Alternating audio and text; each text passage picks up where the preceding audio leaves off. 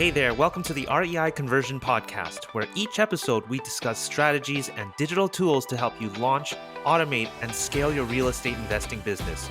Learn how to run your investing business remotely, find out ways to automate your business to better utilize your time, and learn what other successful investors are implementing so you can get to the next step closer to your investing goals. And I'm your host and founder of REI Conversion, Jesse Kwong. Hey, how's it going? This is Jesse of the REI Conversion podcast. Today, I am excited to introduce a guest that is not an investor, but rather works with a lot of investors. I wanted her on our show to sort of voice the other side of the fence from the virtual assistant side, or the point of view of a virtual assistant. And hopefully it'll give us um, a bit of insight and clarity on how we can improve on our business or our investing business. So today I want to welcome Holly to the show. Holly, how's it going? Good. How are you today, Jesse? I am doing well. Awesome. Holly, you are a very active VA. Um, can you share with us, first of all, a little bit about yourself, how you got into it, and um, what you I mean, sort of your general role, I guess. And I've got a lot more questions in detail later, but yeah, sort of tell us a little bit about yourself. Right. So it was like 3 years ago now. I started doing personal assistant work virtually, and I started just by posting a simple ad on Facebook, the power of Facebook, Right. um, and to my friends and family, and just made it public as well. I'm just, hey, I'm looking for people for doing virtual assistant work. And I just kind of wanted it as a part-time thing. I was kind of bored. So Right. I started doing that. And I also obviously would look for ads and things like that, people looking for similar work. And I came across a land investor. Little did I know it at that time that it was a land investor. But I also do photography and videography and aerial footage, like drone work. Well, my husband does that, but I help him with it. And so I had messaged a land investor about that. And one thing led into another when they found out, oh, your husband does all that and you do personal assistant work. They're like, awesome. And they put me right to work. They taught me the ropes over a good 6 months or so. At first, they didn't want to even share me with anybody. They were Of course. I was like their secret little weapon. And then, long story short, they finally started sharing me around and telling all their friends about me.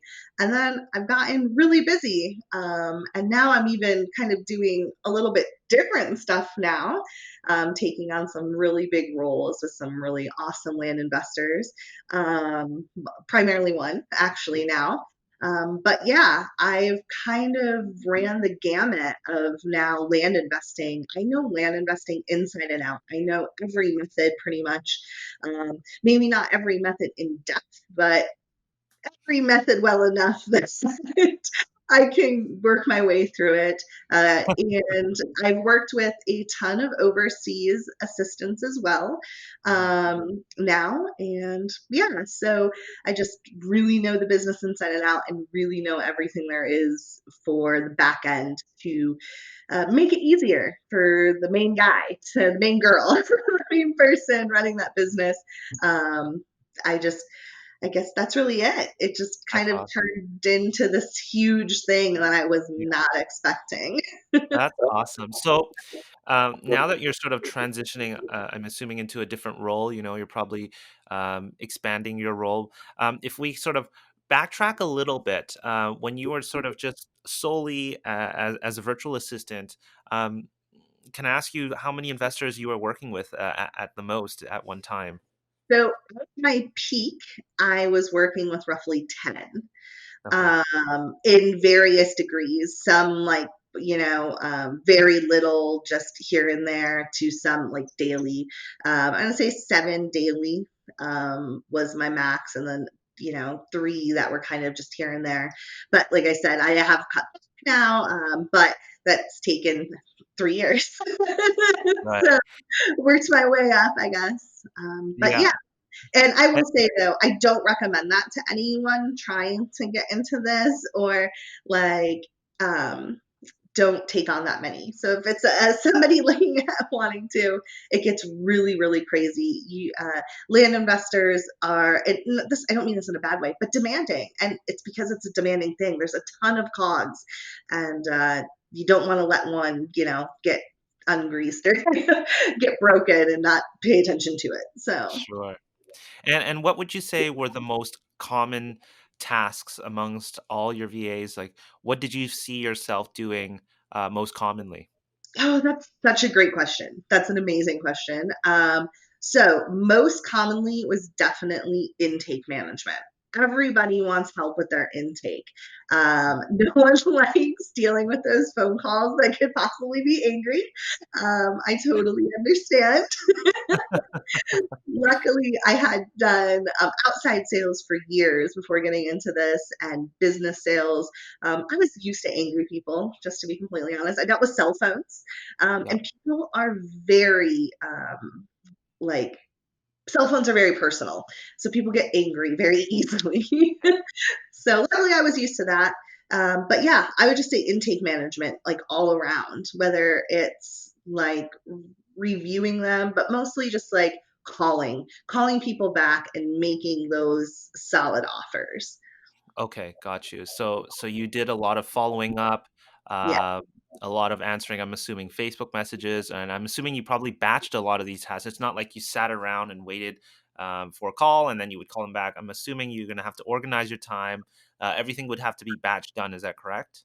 Yes, and sometimes too, depending on the client, I would answer between certain hours. Obviously, the phone live, and if I could answer the phone live, I typically would. And then some clients use Pat Live and things like Sure. that. Yeah. So it just really depends. I, personally was the most flexible and the most flexible assistant there probably is out there. You were a dream made from Like, this is what I want to do. And I mean, this again was back at the time I was just doing virtual assistants, Yep. but the client would be like, well, this is what I want to do. And I'd be like, okay, let's do it.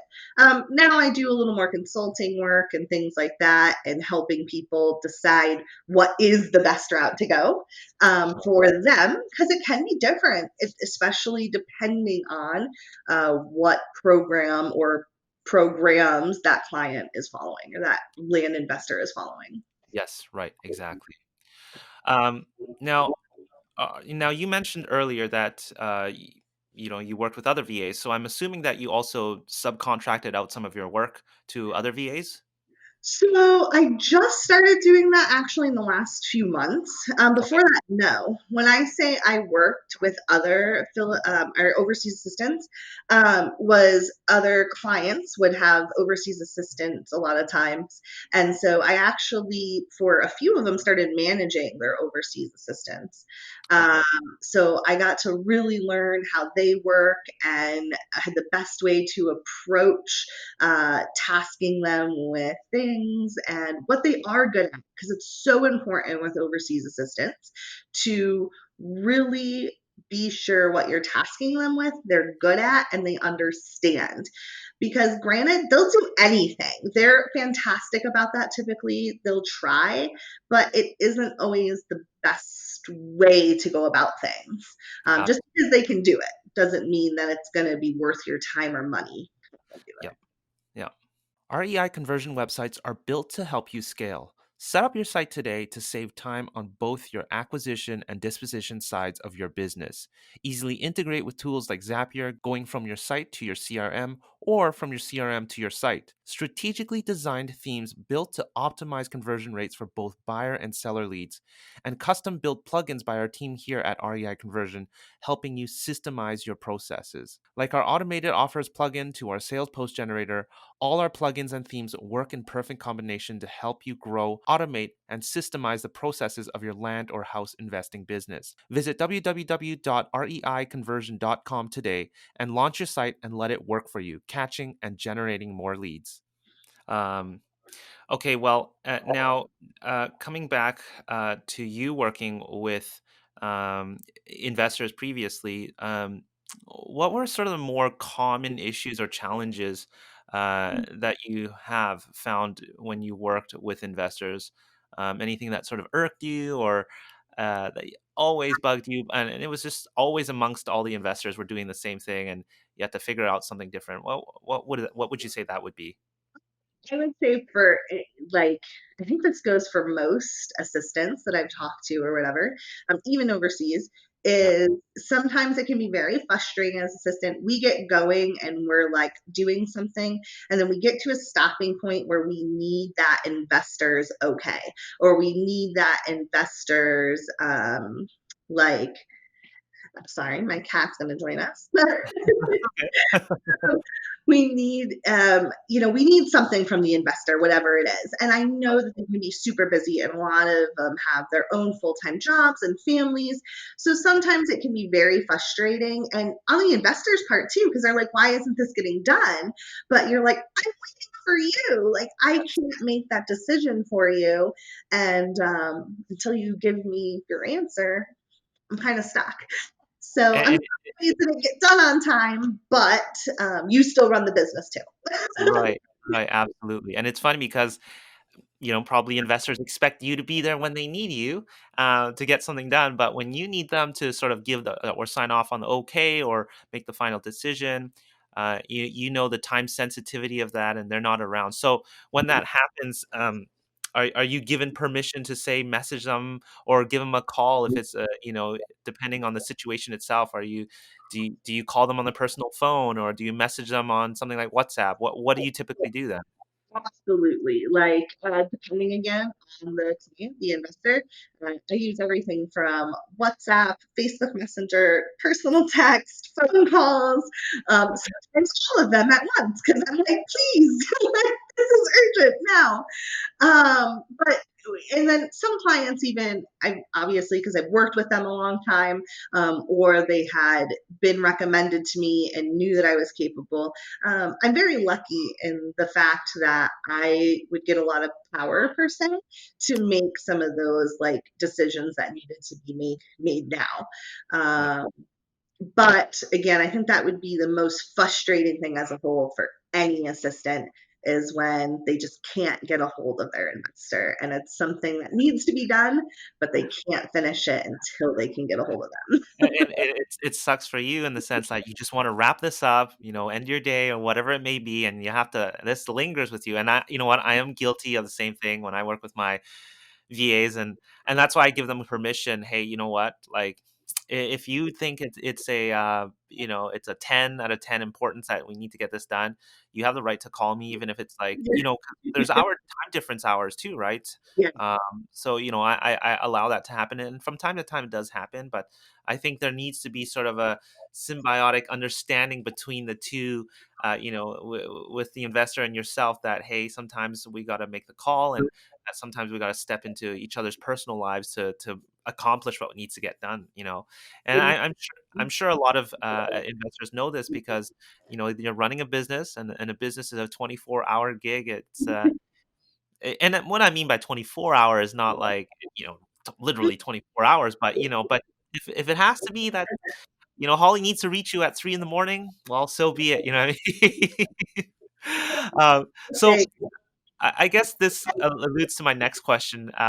What could we do better as investors to make this a more smoother process for VAs like yourself, Yeah. who do so much, other than the one thing that you just mentioned, being there to answer and give the okay for you when you need it. What else would you say we could do better for you guys? Um, Definitely scheduling out the work. So, as in, and not necessarily scheduling it out, but like make a Trello board, guys. Do something where you're putting what you need done down on some type of physical, if you will, physical in the digital world, um, format. So that way your assistant can actually see it and can ask questions if they don't know it. They don't have to remember everything. Um, Sometimes you're getting in a phone call or you're getting in a conversation with one of your investors and they're like rocket firing stuff off they want you to do, and you're trying to remember it all and write it all down and document it all and keep listening to them. And we're human too. We miss things. Yeah. And if we miss it when you're rocket firing all the stuff off you want us to do, we feel just as bad as, not like missing it and not doing it for you. So Right. just if it's really important, we really want it done, write it down for us. Put it somewhere we can find it, that it's always going to be there. And that way, if we have questions or we need clarification, it's there and we're not missing stuff because we don't want to miss stuff. I always tell everyone if your business is doing bad, that means I'm not going to get paid. Right. So I need to Absolutely. be sure your business is doing good. And to do that, I need to be sure that I'm getting everything done that you Right. So when you're saying write things down, are you talking more repetitive tasks where there should be reference notes on how to do that, or are you talking about one-off tasks? need. Both. Um, Both. Yeah. So, and that's why I say like a Trello board or something similar. Monday's another good one. Just anything where you both have access to it, both can edit it. And if you can put notes in and everything, it's great. I mean, you could use Google if you wanted like Docs or even, but really it's not that we need it scheduled out. We just need to be sure that we're not missing anything for you. Absolutely, absolutely, and we talked about Trello a lot in this podcast here. Holly, I'm sure you know that, and let's come into the next question. I mean, what are sort of the helpful digital tools that sort of make both yourself and the investor's life a little bit easier? I mean, you mentioned Trello. I think Trello is a great one, and we're probably always going to talk about Trello here. It's a free. I use it as a CRM and also and I have another board just for my VAs. It's sort of a Kanban sort of format, so everything's visual and laid Mhm. out in columns, and you can add notes, and Yeah. there's a lot of powerful stuff you can do with Trello. Aside from Trello, what other tools are you commonly using with your VAs? I mean, sorry, not with your VAs, with your investors. So many. It really, again, depends on the client. Yeah. So, because each client definitely has their own personal style of the way they run things. It's like the super interesting thing about land investing is there's not one way to do it. So Yes. don't ever listen to anyone that says this is the way, this way. No. Thank you for saying that. There is no magic formula to this. Absolutely. Yeah. Other formulas work better than others, and 2 months later, it's flipped. So Yes. Yes. never feel bad that you're, oh my gosh, I haven't done anything in a month and a half, 2 months, but my buddy over here is just killing it. Don't Yep. think you have to jump ship. Keep pressing our Yes. formula. If it worked at one point, it's going to work again. Um, Yes. and obviously always improve and always study. But, and listen to podcasts like Jesse's to learn some really cool tips and tricks. But yeah, other than Trello, I mean, obviously we use Zoom a lot, Facebook. I mean, like CRM wise, obviously a lot of people know Landspeed through Podio. I'm familiar with that. I prefer honestly the Trello CRM Yep. more. Yep. I love it. Yep. I follow one through one of my clients that I really, really like right now. Yep. Um, I just have so many. Like Yeah. there's, like I said, Monday, Kajabi. I use Wix. I use Shopify. Instagram and Yeah. like Let's talk about communication. What tools do you use for communication? I think you mentioned, um, what we talked about WhatsApp. Yeah. I really like Telegram. That's probably actually my favorite one. Yeah, I've never heard of that. Oh, Telegram's fantastic, and it's all secure digitally and heavily, heavily encrypted. So So, what is Telegram? Can you share with us? what was it? Sorry.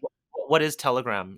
So it's an instant messaging service that Okay. is cross-platform. So you can have it on your PC and you can have it on your phone and things like that. Okay. So, but like I said, the big thing is it's just super heavily encrypted.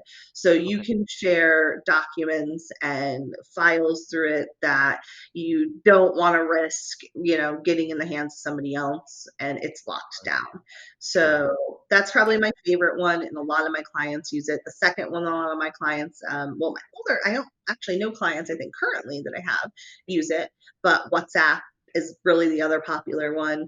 But I definitely prefer Telegram. And then Facebook Messenger, I mean, a lot of people fall back to that one.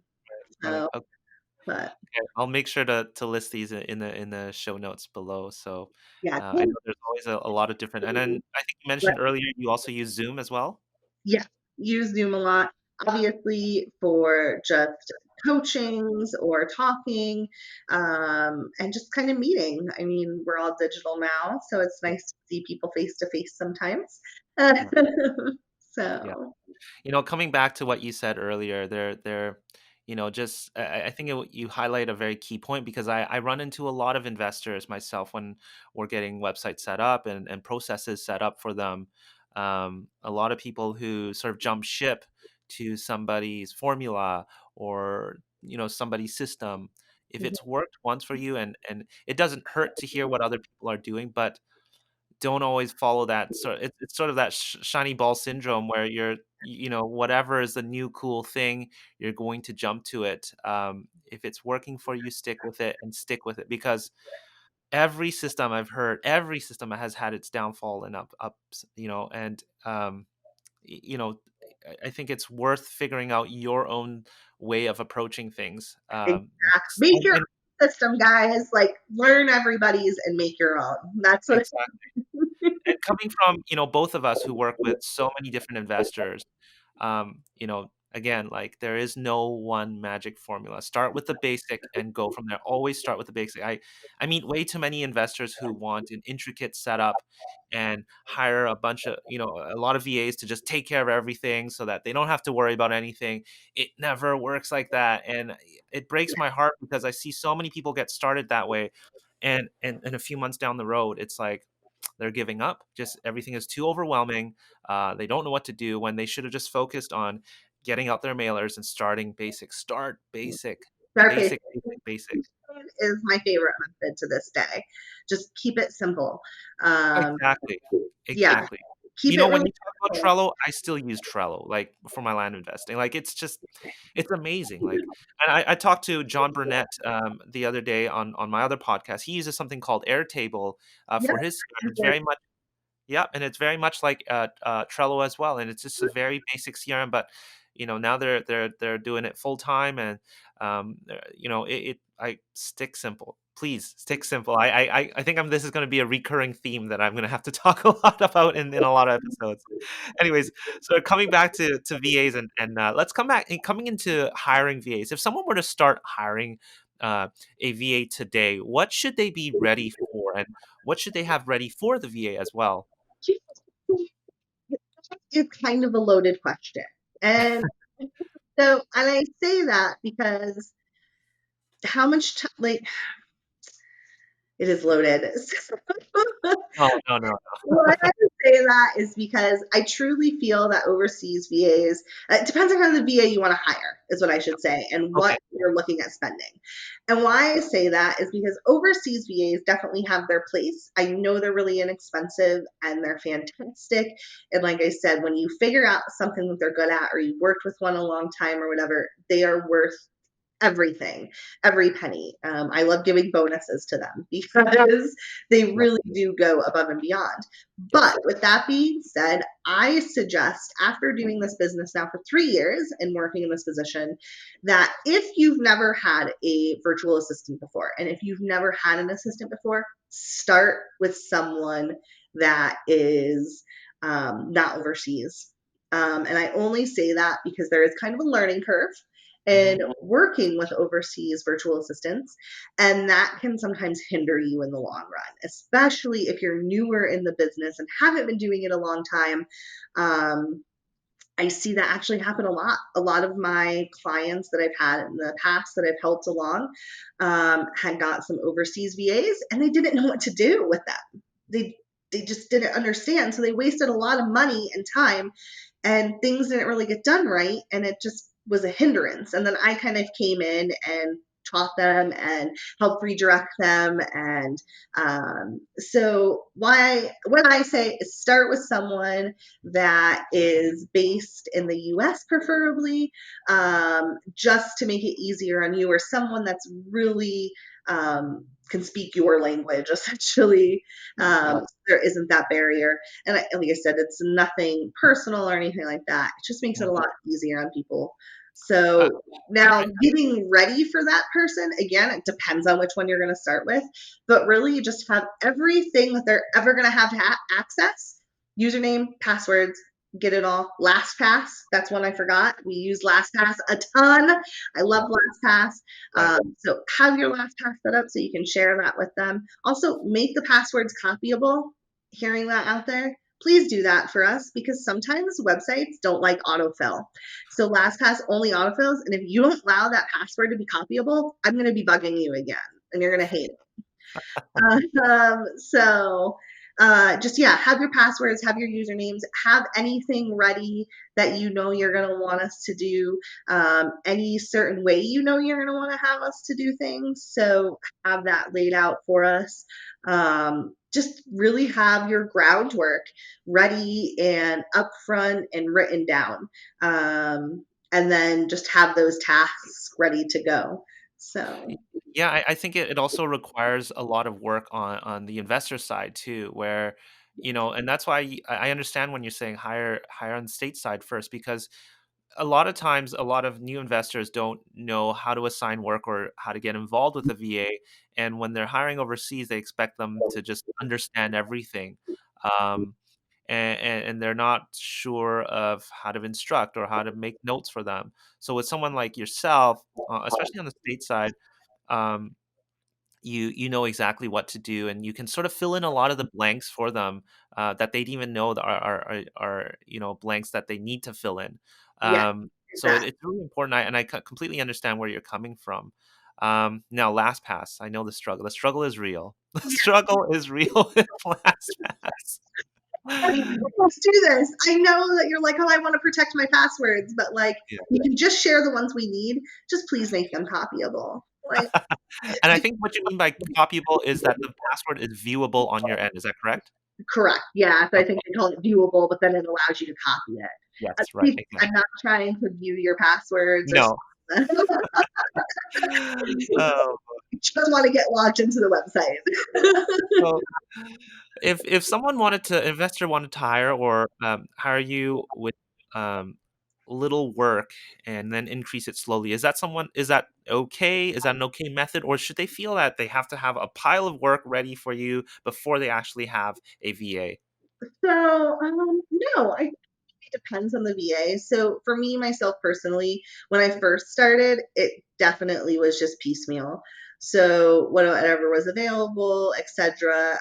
Because I could take on multiple clients. So like 10 clients when you're only doing an hour or two work a week isn't a big deal. It just depends on kind of where that person is and what they want help with. Mhm. Obviously, it's going to depend on the assistant you hire. Stuff like Fiverr and everything and Upwork is a great place to look for them.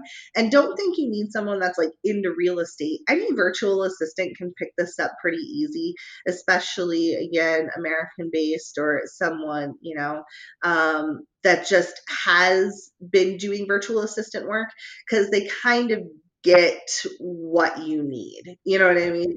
Yeah, It is for every business, it's about the same. You know what I mean? It doesn't change that much. So, with right. that being said, don't feel like you need to find a Holly. Don't feel like you need to find someone that's been working in the land business. Anyone that's done virtual assistants for any time Yeah. for a business that can run virtually like ours Mhm. will understand what you need, and you shouldn't have to spell it out too much for them. Right. Now, when they're hiring, are there any tests you would suggest worth running the VAs through? And what I mean by test is not like give them a couple of tasks to do that you think would define if they're someone worthwhile to continue the relationship with. So even when I first started, before I had really got a following and started getting a lot of recommendations, I always do, and even still, I always tell all my clients like 2 weeks, 30 days, let's get to know each other. Let's see how we work together. Because you may not always work well with an assistant that you pick, and that's not bad. And Mhm. just be honest with that assistant. Again, like just being upfront, honest, and everything out front. This is, you're going to be working together really closely. If you don't get along with your assistant, get another assistant. Like if anything's rubbing you the wrong way, get another assistant. Right. So yeah, give yourself 2 weeks, 30 days. Be sure you guys mesh. Be sure you guys can work on the same level. Right. Um, and then like after that 30 days, if it's not working right, just find someone new. Don't feel bad. Like no harm, no foul. Obviously, be sure like if they have contracts and things like that, that you're following the contract, or you at least bring that up with them. Hey, I was supposed to give you a 30-day notice, blah, blah, blah, Right. but I kind of don't feel like this is working out. Mhm. Typically, people will work with you. Okay, awesome. Well, my last question here really is, um, you've obviously been doing something right with so many investors and working with them. What should we as investors expect from VAs when we're working with them? In general expectations, I guess. Yeah, that's a good one. So I would say it's going to depend a lot on the project and what you have that virtual assistant doing, obviously. Hmm. Um, Realize they're real people. They have real lives. Things happen. So Yeah. do expect to have downtime sometimes or for them not to be available. That's why a lot of people do this and become virtual assistants because it allows them to have some flexibility for their life and their family and their other projects that they might have going on. So just allow flexibility, but then at the same time, also like hold them accountable. So if you do need something done really quick and you tell them you need something done really quick, expect it to get done really quick. Uh, Right. Right. Right. so, and just put time frames on stuff and hold them to that. But if they, and keep that open line of communication though, too. So if you put a 48-hour time frame on something and they come back to you and say, I can't get this done in 48 hours, like understand that and then work around that. So either you do it because you know you need it done in that time, Hmm. find someone else, or give them that 72 hours they need or whatever it may be. So Right. it's just really just I don't know if there's necessarily a overall expectation, other than just they keep reaching out to you. They don't ghost you, and just keep that open line of communication and being sure stuff's moving along. Yeah, I think it's sort of I think what I'm getting from you is sort of understanding that, on the other side of the screen, you're also a human, and we sort of lose that humanizing touch because we're behind screens and we're behind mobile, and we're on the go always trying to secure this deal, or follow up with this lead or whatever, and we sort of lose that human to human interaction. And if we were in a workspace, Holly's got to take a lunch break. She's got time off too, and she's got Yeah. to go look after the kids or do whatever. People have weekends and they go on hikes or do whatever. So understanding that everybody has a personal life too, and but do hold, everybody needs to be held accountable as well, the investor as well. So I think it sounds like there just needs to be a little bit more of a humanizing relationship between the two, which is something that early on when I first got started, I forgot as well. And it's nice to even just see how your VA is doing and how their weekend was sometimes, or how their evening was, and it just makes that relationship so much better and easier in the end, I think. And it's also the people you're trying to get a hold of have their own lives and real lives. So there's Right. sometimes been tracking down a lead for weeks. And it's not that I'm not calling this person and trying to get a hold of them. And the Right. investor's like, why haven't you closed this deal? And I'm like, because they're not calling back. They're not picking up. Like, I am sorry. I cannot get them to do that. They're real people too. Maybe they've changed their mind, you know? Right. Yeah. So, yeah, Absolutely. even though I gave them a call back within that 12 to 24 hours or 48 or whatever you have set up, Yeah. maybe they've changed their mind. Maybe I've had people literally like get hurt. Like, people call in and then we give them a call back within 24 hours, and they're all of a sudden in the hospital. And I can't Oh. get a hold of them for weeks. And then all of a sudden, randomly, I'll give them a call 3 weeks later, and they pick up, and they're like, I am so sorry. I've been in the hospital for 3 weeks. Yes. We deal Yeah. with a lot of elderly and things like Yes. that. Yes. And that happens. I've had it But happen. I had the exact same situation where, a lead of mine, her husband ended up in the hospital and he actually passed away during, the process. So it happens. These things happen, and then we ended up not. Actually, it was they were about to purchase a piece of property and move there together, and it was a really sad story. But these things happen. These things Yeah. really do happen. So, Yeah, just um, remember, if your assistant's telling you that they're doing something, they probably are. Like like 9 times out of 10, they probably are. They're not lying to you, and it's just what they're like. I've been trying to get some lien releases, for instance. The guy was really quick telling me what I needed to do. I sent him the info so I could get the releases, and then he went dark. So I emailed him again, all the same info, like a week later, and I was like, "Hey, don't know what's going on. Really need these releases." It's been right, another week, by the way. He just got back to me again and was like, "Oh, here are the lien releases." And I'm like, "Yeah." So it wasn't the lack of me trying. I even left a few voicemails for him, and he just went dark, but they appeared. So yeah, just remember that everybody is human, and we all have our own lives and stuff, and there's a reason why we all work for ourselves. There's a reason why you started that business. It's probably because you don't want to work that 9 to 5 forever. right, So you want to have that flexibility, and yeah, just be flexible. Remember you're humans, but also hold things accountable as well. But right, remember, everybody we're working with is human. So right. Absolutely, absolutely. Holly, how can others get a hold of you? Obviously, it sounds like you've got your plate full. Um, do you want people getting hold of you? If somebody wants to reach out, I think you're in the REI Conversion community group as well in there. yeah, Uh, I'm Holly Thomas, so you can message me on Facebook and Holly Thomas. You'll see me in part of all the investing groups. um, right. and yeah, so you If somebody wanted can to hire a VA, can they come to you and talk to you? Do you provide consulting? What do you do now? consulting and everything. That's kind of what I mostly switched to. But I have just starting, if I can do a little bit of a plug, but I'm working with Learn Land, and that's via Clint Turner. So him and I are doing some amazing things over at Learn Land. So we do have another Steal My Land Funnel challenge going right now. Right So on. it'll be 16th. But yeah, so you can obviously come find me through that Yeah. as well. So if you see anything Learn Land, you can message and that will get to me as well. So Awesome. And Clint has been awesome. We're also working on a couple things together, but yeah, it's good to see that you're getting involved with all different parts of land investing. Okay, well, hey Holly, thanks again for coming on to this show and sort of sharing your insights. And we're really happy where you've started and where you are now, and congratulations with that. And we hope to see you around the community. you will see me here for a long time. I love land investing and I just love real estate investing in general. So Uh, let's keep on it, guys. Like, let's make this keep rocking it. I love it. awesome. Thanks very much, Holly. Bye. Have a good one. Okay, bye.